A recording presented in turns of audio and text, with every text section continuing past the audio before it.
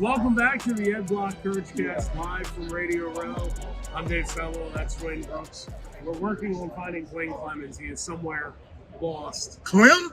Clem has been dying to be on with this person. I don't know where he is right now. He will probably show up at some point. Y'all not gonna find Clem. Clem lost, man. I know Clem. Former Minnesota Viking Ed Block Courage Award recipient John Randle, who is here a part of the James Hardy Pro Football Hall of Fame Invitational that is happening March 31st through April 6th at the Old Course at Broken Sound in Boca Raton, Florida. John Randle is here. John, great to see you. Tell us a little bit. How's your golf game? Are you ready for this golf tournament here? I'm always ready for a golf tournament, but I'm here on behalf of James Hardy, which is the #1 siding in North America. My golf game, I'm looking forward to seeing how it's going to hold together down at Boca Raton. I play about 5-6 days a week. I start about 7:45 and done at 10 a.m. because Young and the Restless comes on 11, so I got to be home to watch that. But I play a lot of golf. I love the game, but being a part of this for the Hall of Fame, James Hardy, it's going to allow Hall of Famers to play with PGA legends, and I can't think of nothing better to do than to go out there and probably embarrass myself against these PGA guys who live and breathe golf. I've tried to, but my body just said, can't do it. But it's a great thing, and because this is a charity event. For instance, we have a thing called Birdies to Build, which each birdie represents $100 for the foundation, and $100,000 of that money goes back to the foundation, to the James Hardy. But man, playing golf with the Hall of Famers, I do it at least 10 times a year. There's always somebody lying, someone's kicking their ball in the middle of the fairway, and someone's trying to lie about their handicaps, and I love it. I love it. All right, I have to ask this question. Which one are you on? Which one of those are you? I play it as lies. I don't move my ball. I don't do golf where I like to walk. And my golf course is very hilly up in the Twin Cities, and I play it every morning. But I love it. I'm walking with the caddy. Man, there's nothing better. It improves your game, makes you a better player, and I've changed my game up somewhat now. I got rid of my 4-iron. I've got a 9-wood, a 7-wood, a driver, and a 5-wood. So, and I always got a unique putter. That's one of the Minnesota Vikings on. I can talk golf all day long if y'all want to. That's my game. Well, I do want to ask you, because you're a former Ed Block Courage Award recipient, what did it mean to you to be picked by your teammates in the Super Bowl? Oh my God, I was picked. I remember this like yesterday. Jack Del Rio, who's the one who selected me. I have it in my office.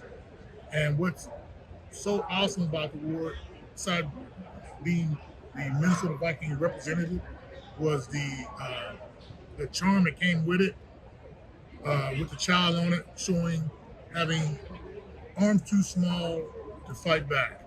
So for being a part of it, anything I've received in that football league has been wonderful, but that is so special because it allowed, when people come in the office and they ask about different things in my office, that's the one that really strikes them because they don't know much about it.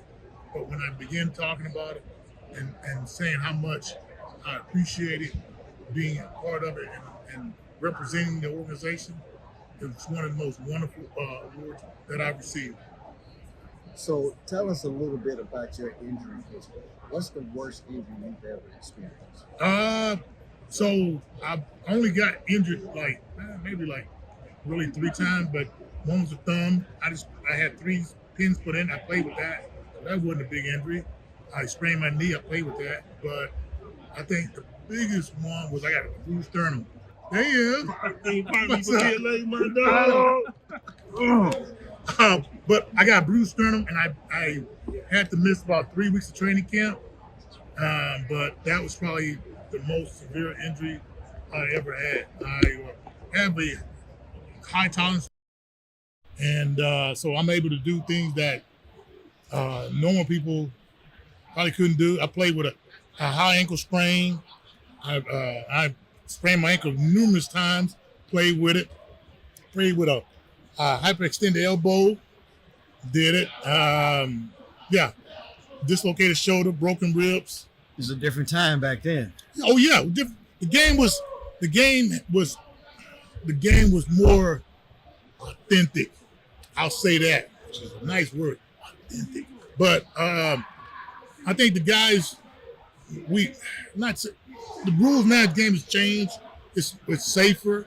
You know, the helmets, everybody, their position has different helmets, but the game was just more raw. The guys do some head to toe. They can hit you anywhere. But it's a better game now. It's safer. But back then, man, you had to show what you could do in practice before you could do it on the field.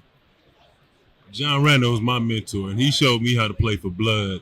I didn't know no other way. This man showed me one thing and one thing only. You got to take souls. Tell him about taking souls, Johnny. Well, I tell you what, Dwayne Clemens here gave me a sword that I still have today from the movie The Highlander, to take someone's soul. There can only be one. There can only be one Highlander. But no, it was about going out there, repping where you were from, your school, and showing your people back home that you made it. But it was going out there and just not saying you made it, but proving it every week, proving that you are there, that you're part of the game, and you'll be always remembered. I had the pleasure having a lot of guys that come for me, Mike Merriweather, linebacker, me, Joe Green, the great Darryl Green from my school, that I wanted to make sure I represented those guys that came before me, the Jim Marshall, Alan Page, because the Jack Youngbloods, those guys were my heroes, are still my heroes. So I wanted to make sure I honored those guys by how I played. I mean, man, those guys, I mean, Kenny Houston, who is my man, that's what I wanted to do. I wanted to represent those guys because I saw those guys play, and I wanted to make sure that the game was left in good hands by me playing it. One of the things that I know I see in the game that's different from when we played is the fundamentals have changed. You know, I see guys not running to the ball, not taking pursuit angles, not playing inside hand placement, pad level. Yep. You showed me those types of things early on in my career, and I can't be more thankful that I had somebody that was relentless in technique and then in dogged pursuit. Like those two things alone were the staples of your game. How do you feel about the game now? The game is different now because now you got with I get all in the technical part of it, but from the trust and NFLPA, the game now, they can't hit anymore. So practice was about, you would do it in practice. So if you could do it in practice, you knew you were going to do it in the game. Yeah. And now they've kind of taken all that away, and they mentally have to think they're doing it. But when you watch the game, you see the guys standing up there straight up, trying to make a tackle. It's a different game, but I still appreciate it because, man, I wouldn't have be in the position I'm in today without the game. So I'm so appreciative of it. I just cherish every day of it. But being around you guys, man, I never had a younger brother, and I should have sent you this photo. But the other day, I found the photo with all of us on it. Oh boy. And I was looking at it. I knew everybody on there. I was telling my wife about it, how wonderful and how appreciative I was because, man, that camaraderie that we had is something that I could never lose, and I appreciate it because we had so much fun together, man. Absolutely. From having the two Harris, yes, James, Robert Harris, to the guys we had on that team, man, and the fun times we had going to the restaurant. What about the shed, man? The Coors? Oh my God, with the dented cans and Coors Light. I work with Coors and Mill up in Minnesota. For those that don't know, after every practice, you know, Johnny had a tradition. You know, if you were one of the respected ones, you could come to the shed and have a Coors with John Randle, and that was like the coolest thing in the world once he finally invited me to the shed. It was like I felt like I had really You know, arrived. they got initiated. You got to make sure. We can't just let anybody come up. You know, to me, I grew up in a small town of 150 people, and sat on my uncle's porch. He just wasn't going to let anybody come on his front porch. He'd be like, "I don't know you. You ain't come on his porch. Get But out my if I yard. know you. Come on, get up on this porch and get you one of these cold ones." So that's what it was about, man. Because we always, if one offensive lineman mess with one, you mess with us all. That's Gang, that gang. old school mentality. And man, I just appreciated the game. And now I'm involved.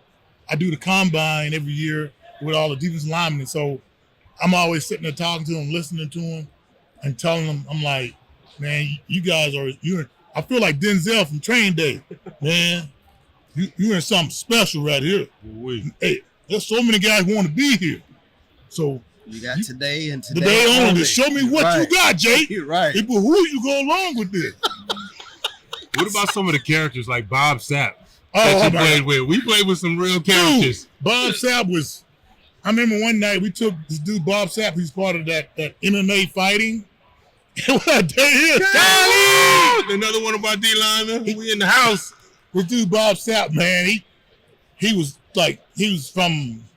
I felt like he was from some cave they found. He was like 6'5", 6'6", cut up, and he was just massive. So he didn't know how to drive. So one night we taught him how to drive this blue Dodge Neon. Gave him about a couple $100. He started driving around. We sitting there drinking beer. Keep turning. Turn the other way. Turn back the other way. So now we had some characters, man. And if you don't know who Bob Sapp is, he's like a big K5 fighter in Yeah. Japan. He's like one of the most He's popular huge. fighters in the world. I remember. But he couldn't block anybody to save his life. Yeah, we playing we did like Star Wars.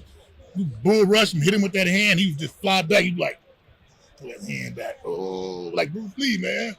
All right, well, John, we have to let you go. Yeah. It is an absolute pleasure. John is going to be a part of, is teeing it up in the inaugural James Hardy Pro Football Hall of Fame Invitational, March 31st through April 5th in Boca Raton. John, thank you for stopping. You're welcome. It's a pleasure. John. We have appreciate more in a you. moment. Pleasure, man.